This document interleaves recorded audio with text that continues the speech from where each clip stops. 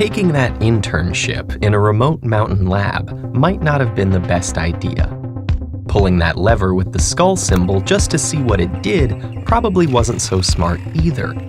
But now is not the time for regrets, because you need to get away from these mutant zombies fast. With you are the janitor, the lab assistant, and the old professor. You've gotten a head start, but there's only one way to safety: across an old rope bridge spanning a massive gorge. You can dash across in a minute, while the lab assistant takes 2 minutes. The janitor is a bit slower and needs 5 minutes, and the professor takes a whole 10 minutes, holding onto the ropes every step of the way. By the professor's calculations, the zombies will catch up to you in just over 17 minutes. So you only have that much time to get everyone across and cut the ropes. Unfortunately, the bridge can only hold 2 people at a time. To make matters worse, it's so dark out that you can barely see, and the old lantern you grabbed on your way only illuminates a tiny area. Can you figure out a way to have everyone escape in time? Remember, no more than 2 people can cross the bridge together. Anyone crossing must either hold the lantern or stay right next to it, and any of you can safely wait in the dark on either side of the gorge.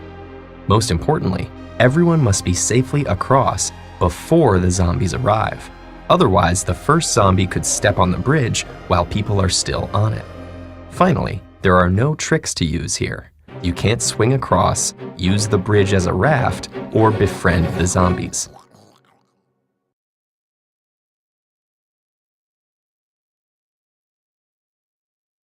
At first, it might seem like no matter what you do, you're just a minute or 2 short of time.